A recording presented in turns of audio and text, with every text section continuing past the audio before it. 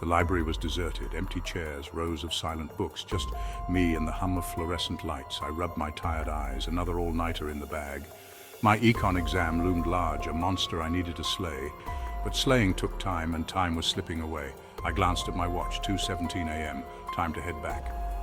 Gathering my books, I shoved them into my backpack. The weight felt reassuring, a familiar burden. I walked out of the library, the heavy oak door closing with a soft thud. The silence that greeted me was unnerving. No late-night study groups, no whispered conversations, just me and the echoing emptiness.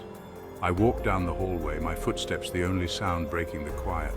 The air felt heavy, oppressive.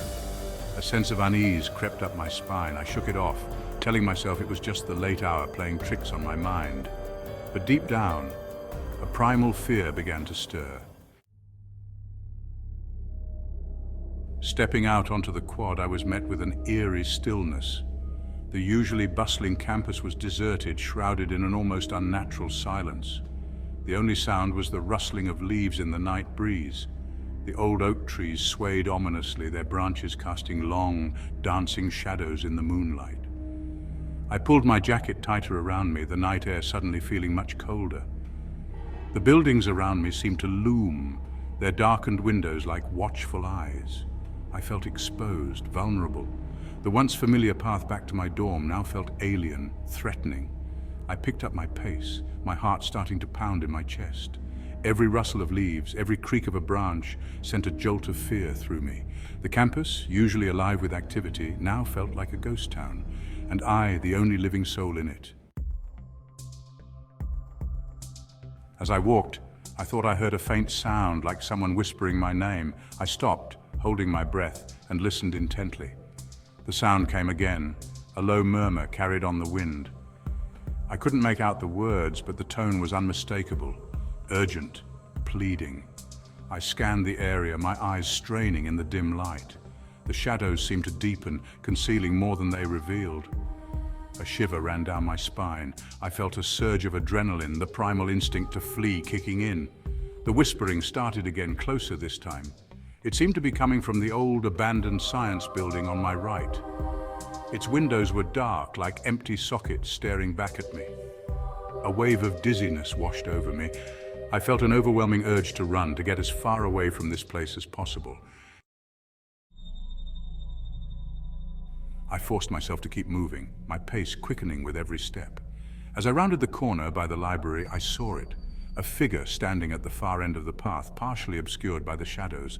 It was tall and slender, and it seemed to be swaying slightly. I froze, my breath catching in my throat. My mind raced, trying to make sense of what I was seeing.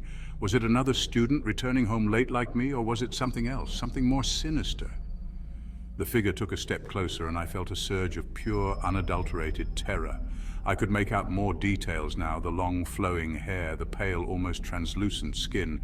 My blood ran cold. This was no ordinary student. This was something else entirely. I didn't wait to see any more. I turned and ran, my backpack bouncing against my back. Adrenaline coursed through my veins, propelling me forward. I didn't dare look back, terrified of what I might see. The whispering seemed to follow me, growing louder with every step. I could hear the pounding of my own footsteps echoing in the night, the frantic beating of my heart in my ears. The campus, once a place of comfort and familiarity, was now a hunting ground, and I was the prey. I didn't stop running until I reached the relative safety of my dorm building. Fumbling with my keys, I finally managed to unlock the door and stumbled inside, slamming it shut behind me. I leaned against the door, gasping for breath, my body trembling uncontrollably. As I stood there, trying to catch my breath, I heard a soft tapping sound coming from the window behind me. I slowly turned, my heart pounding in my chest. And then I saw it.